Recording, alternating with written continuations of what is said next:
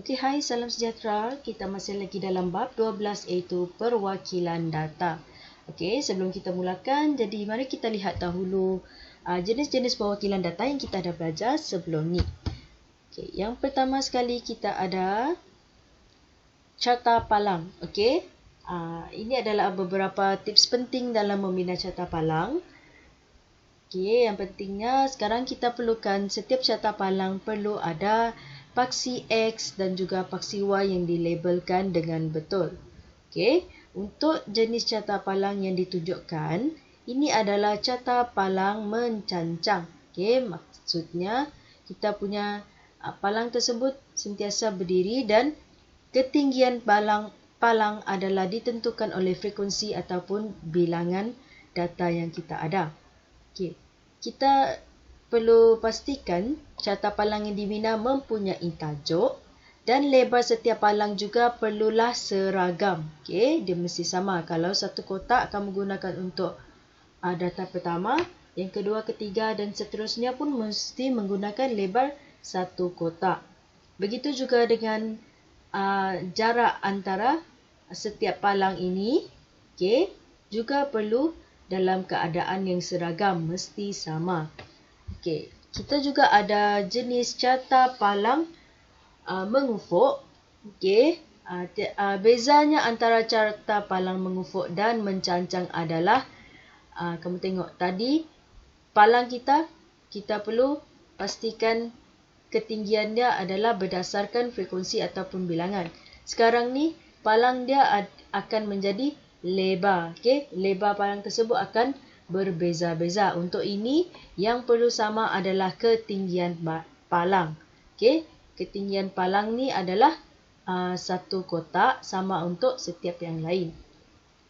Okey, kita juga ada jenis carta palang berpasangan yang sesuai digunakan untuk membandingkan dua atau lebih set data. Okey, untuk ini untuk satu individu seperti dalam gambar, okey, Adam, kita nak lihat markah antara dua jenis ujian. Okey, contohnya kita ada ujian sains dan ujian matematik. Okey, jadi dua palang bagi individu yang sama akan dirapatkan dan jarak yang perlu kita pastikan sama adalah antara dua individu atau seterusnya. Okey, di sini.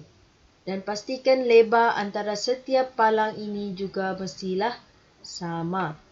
Okey, kemudian tajuk dia adalah perbezaan markah bagi ujian sains dan matematik murid.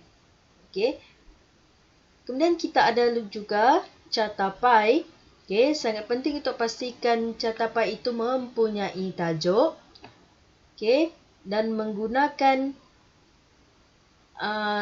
jangka sudut.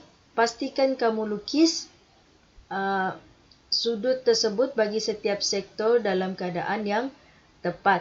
Okey, mulakan dengan satu garisan. Okey, dahulu. Kemudian kamu akan buatkan setiap titik tersebut, sektor tersebutlah, dan labelkan setiap sektor. Okey, untuk mencari sudut kita gunakan pecahan. Okey, pecahan keseluruhan. Contoh kalau merah dia adalah 1/4 daripada keseluruhan kereta yang sudah dijual. Okey, didarabkan dengan 360 darjah, iaitu kita punya sudut bagi bulatan. Okey, contoh ini adalah 1/4. Okey.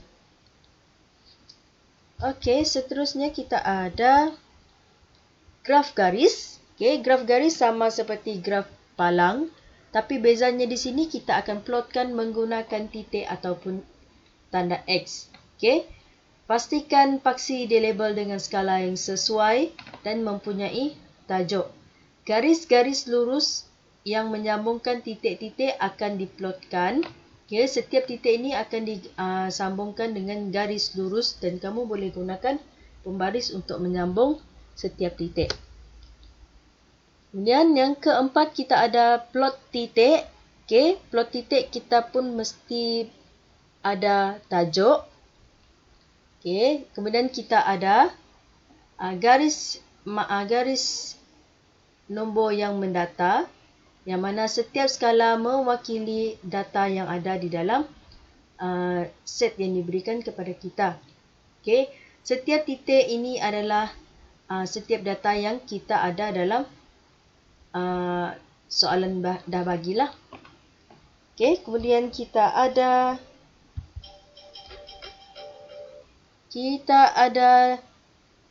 plot batang dan daun.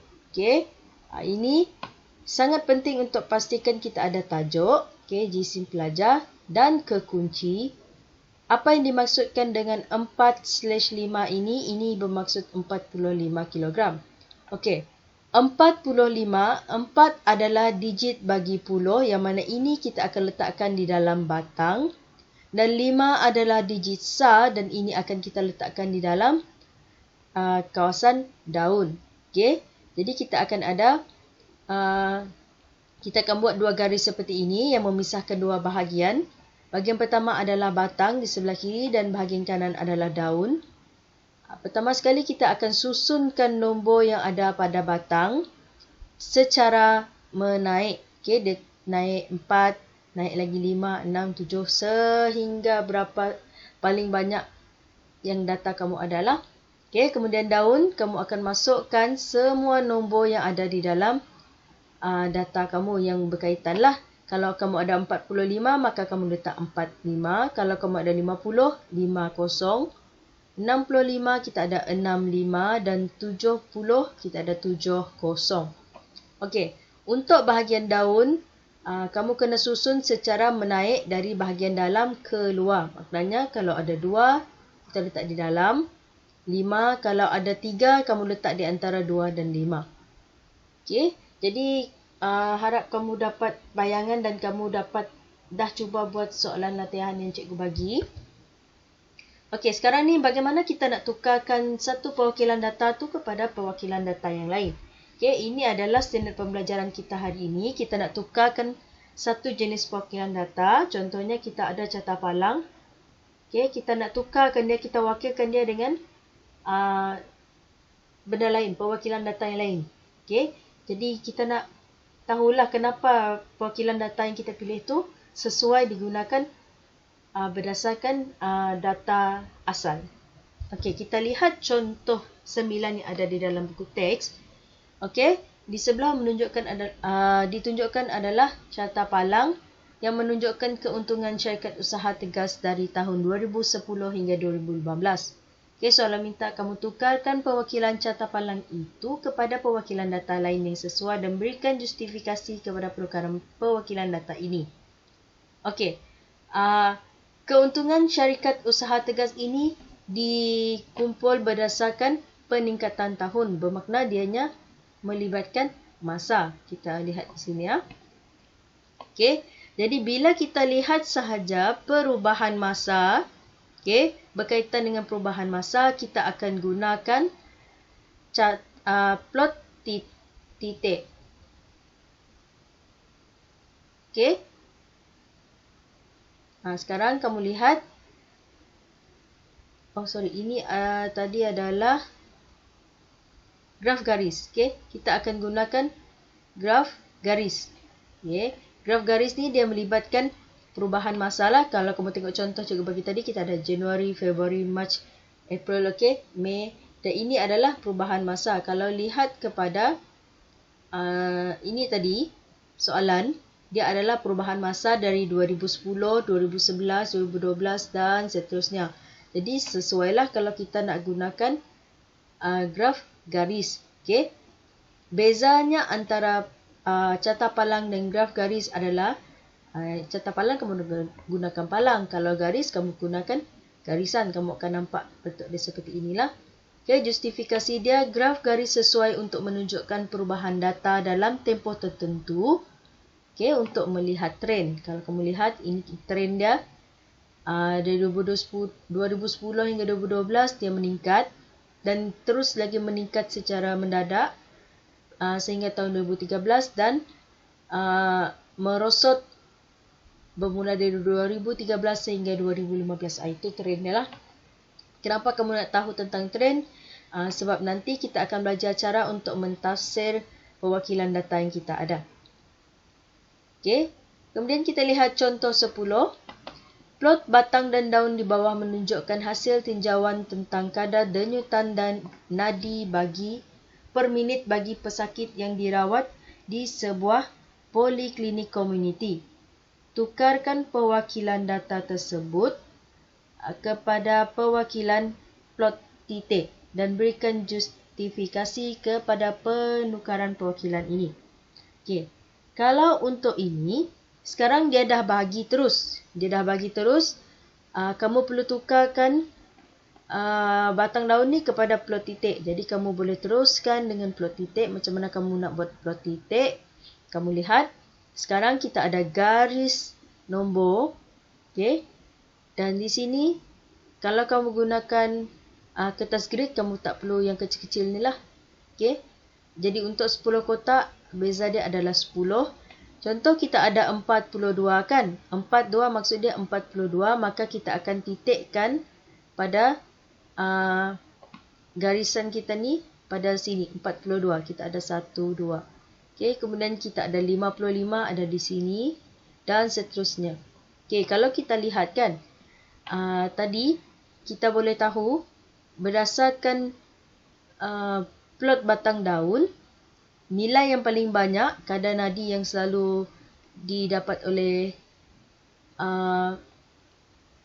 pesakit adalah di antara 65 sehingga 69. Kalau kita lihat pada plot titik kita pun sama, dia lebih banyak terkumpul di sini. Okay.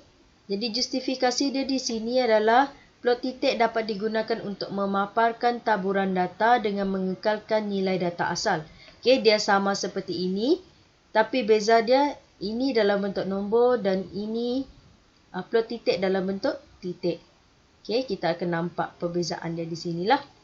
Tapi nilai data dia tu masih sama. Okay. Dan kita cuba untuk buat latih diri 12.1C. Cikgu bagi kamu masa 2 minit untuk baca soalan dahulu.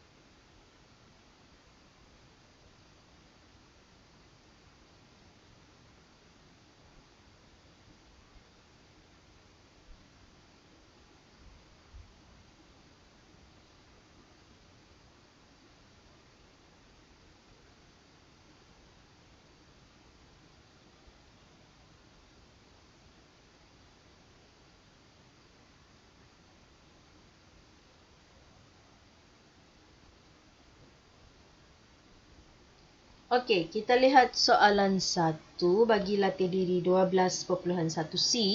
Carta palang di sebelah menunjukkan rekod purata hujan bulanan bagi Bandar Impian dari bulan Julai sehingga Disember pada tahun 2015. Tukarkan perwakilan itu kepada perwakilan lain yang sesuai dan berikan justifikasi kepada penukaran tersebut. Okey, jadi kita tahulah tadi kita dah buat satu contoh yang menggunakan daripada carta palang, tukarkan kepada graf garis sebab dia melibatkan perubahan masa. Okey, jadi ini pun sama, masih ada perubahan masa. Jadi bagaimana cikgu nak tukarkan kepada perubahan graf garis? Cikgu akan dapat seperti inilah. Okey, jadi graf garis ni dia sesuai untuk menunjukkan perubahan purata hujan dari Julai sehingga September, yang mana peningkatan dan penurunan trend juga dapat dilihat. Okey. Jadi ini titik ini bergantung kepada ketinggian palang. Jadi ini adalah 230 mm purata hujan. Jadi ini pun 230. Okey. Kalau kamu boleh buatkan di atas kertas grid untuk mendapatkan nilai yang lebih akurat lah. Sebab ini yang cikgu lukis menggunakan komputer sahaja, jadi dia nampak seperti ini. Okay. Tapi trend dia sama. Julai kepada Ogos dia kurang sikit. Kemudian dia naik sehingga Disember. Okay. Sini pun sama. Julai, Ogos dia menurun. Kemudian bermula daripada Ogos ni dia naik sehingga Disember. Bermaknanya semakin hujung tahun, hujan pun semakin banyak. Okay. Cikgu harap kamu dapat faham. Kamu kena faham dahulu kenapa kita gunakan 5 jenis perwakilan data yang kita dah belajar tadi. Baru kamu dapat selesaikan bahagian ini. Okay. Untuk soalan 2, okay, untuk latih diri 12.1C, untuk soalan 2 kamu boleh cuba buat sendiri dan nanti kamu boleh hantarkan kepada cikgu untuk cikgu semak. Okay, terima kasih untuk hari ini.